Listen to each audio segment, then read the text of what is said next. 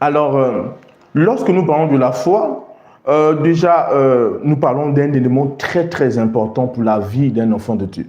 Nous avons vu ensemble plusieurs passages dans les Écritures disent que le juste vivra par la foi. Et nous avons vu ensemble qu'il est impossible pour un enfant de Dieu de triompher du monde si ce n'est par sa foi. Nous avons vu cela dans 1 Jean chapitre 5, verset 4. La Bible déclare que parce que tout ce qui est né de Dieu triomphe du monde, et la victoire qui triomphe du monde, c'est notre foi. Amen. Alléluia. Et nous avons vu que le seul moyen de triompher du monde, des systèmes du monde, des situations de ce monde, des circonstances de ce monde, c'est de triompher à travers notre foi. Alors là, c'est d'une importance capitale. Maintenant, vous savez, lorsqu'on parle de fils de Dieu, lorsqu'on parle d'enfant de Dieu, lorsqu'on parle de Dieu, on parle du surnaturel. Et je vous dis quelque chose de très important. Il est impossible pour un chrétien de vivre le surnaturel sans la foi. Lorsqu'on parle du surnaturel, le surnaturel fait appel à la foi. Amen. Celui qui ne sait pas utiliser sa foi ne peut pas vivre le surnaturel. Ça, vous devez le comprendre. Vous voulez vivre le surnaturel, vous devez savoir comment utiliser votre foi. Ou vous, du moins, vous devez utiliser votre foi. Vous devez savoir comment combattre le bon combat de la foi. Amen. C'est la seule condition pour vivre le surnaturel. Mais si tu ne sais pas utiliser ta foi, tu ne sais pas combattre le bon combat de la foi, sois-en sûr que ça va être impossible pour toi, ou du moins très compliqué, de vivre la vie en Christ. Alléluia. Amen. Et la vie du surnaturel. Alors, sans plus tarder, nous allons prendre un passage biblique. Quelqu'un va me lire ça? Prenons ensemble Romains chapitre 5. Romains chapitre 5, versets 3 à 4. Bien plus, nous nous glorifions, oui, même des afflictions, oui, sachant que l'affliction produit la persévérance. L'affliction produit quoi? La persévérance. Ok, avance. La persévérance, oui, la victoire dans l'épreuve, et cette victoire, l'espérance. Donc il dit, on dit l'affliction produit quoi? L'affliction produit la persévérance. La persévérance. La persévérance produit quoi? La victoire dans l'épreuve. Ça, c'est le point très important.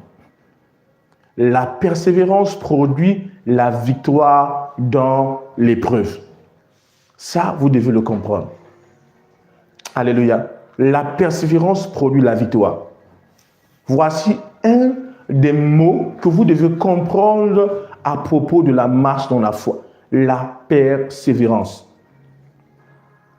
Alors, plusieurs enfants de Dieu veulent se lancer dans le bon combat de la foi, se lancent dans la marche par la foi, mais un des éléments qui les manque, c'est la persévérance dans l'épreuve.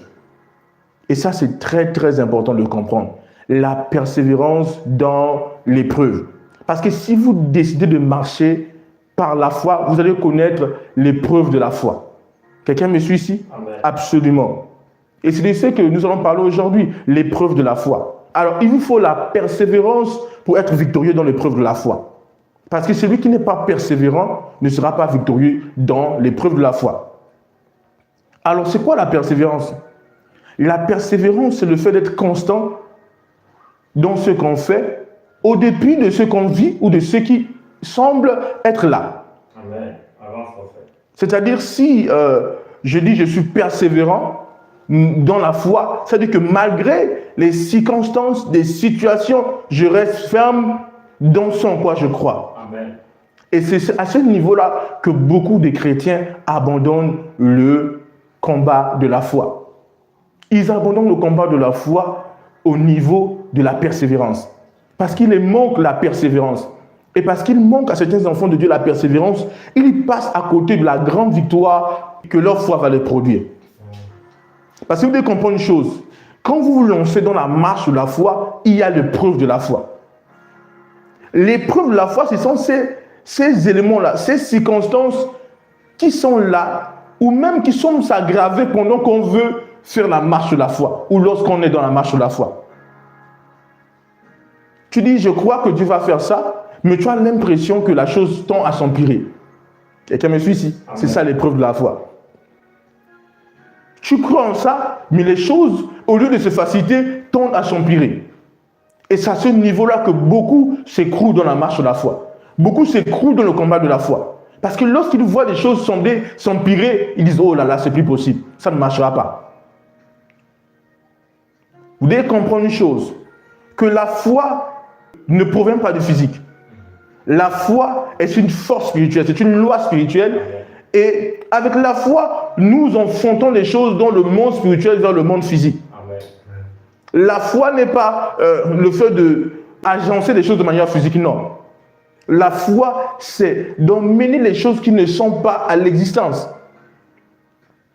Alors, nous allons prendre un passage très important pour essayer d'éclairer à propos de ça. Prenons Romains chapitre 4, verset 18. Romains chapitre 4, verset 18. Écoutez très bien. Espérant contre toute espérance. Merci. Il crut. Oui. En sorte qu'il devint père d'un grand nombre de nations. Alléluia. Selon ce qui lui avait été dit, telle sera ta postérité. Ici, on parle du père Abraham. Abraham, le patriarche, le père d'Isaac et le père de la foi. On dit quoi de lui? On dit espérant contre toute espérance. Et c'est là, c'est à ce niveau-là que beaucoup de chrétiens passent à côté. Qu'est-ce que ça signifie quand on dit espérant contre toute espérance? Ça veut dire que Abraham était dans une condition où il n'était pas possible pour lui de croire ou de s'attendre. Abraham est âgé, c'est un vieillard. Sarah est déjà stérile, elle atteint l'âge de la ménopause. Donc leur corps, les deux sont usés. On dit au-delà de ça, ils n'osent pas regarder au fait que leurs corps sont usés. Abraham n'ose pas regarder le fait que Sarah atteint la ménopause, du fait qu'il est déjà vieux. Non. Abraham refuse de regarder à tout ça. Il espère, il attend avec une ferme assurance. Il voit ses enfants pendant que son corps est usé. Et c'est ça le secret de la foi.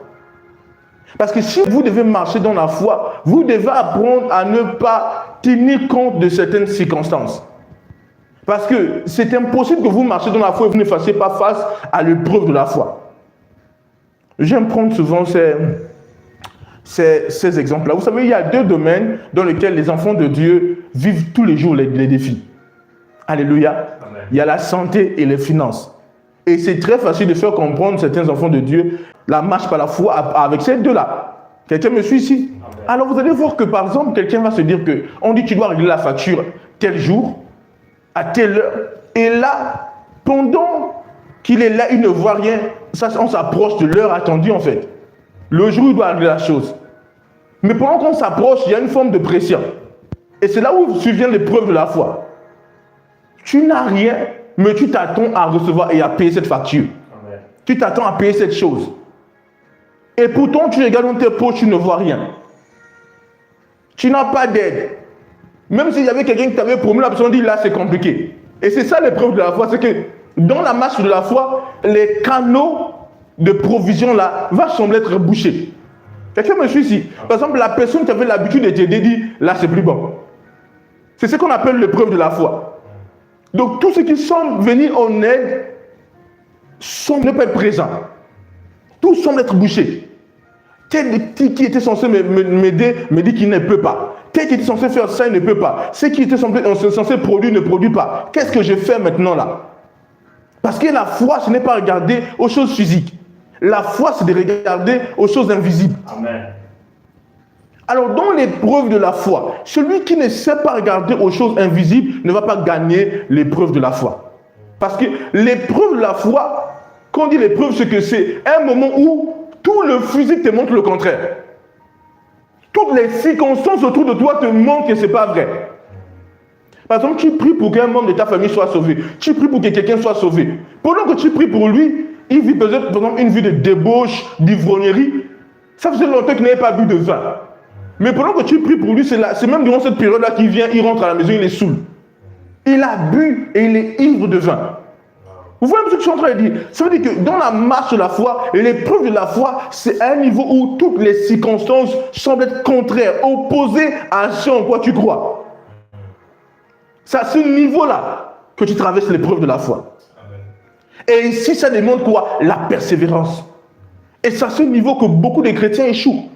Parce qu'ils ne sont pas persévérants. C'est à ce niveau-là que ça devient compliqué. Parce que là, il faut s'élever au-dessus de ce que tu vois. On dit Abraham, espérons contre toute espérance. Abraham n'a pas sujet à croire. Il n'a pas une raison de croire, humainement parlant. Abraham, tu es vieux. Sarah a la ménopause.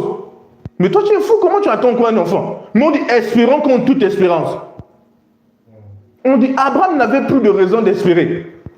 Abraham n'avait plus de raison de croire. Mais il crut. Quelqu'un me suit ici? En fait, l'épreuve de la foi, c'est à ce niveau-là. Vous n'avez pas de raison de croire. Vous ne voyez aucun changement. Mais vous êtes juste là. Et vous savez que ça va se produire. C'est ce qu'il faut appeler la persévérance. Et celui qui marche dans la foi, qui n'est pas persévérant va échouer. Parce qu'il va regarder à ce qu'il ne doit pas regarder. Ah! Mais moi, je suis en train de prier pour ça. Pourquoi, au lieu que ça devienne comme ça, ça va encore dans ce sens?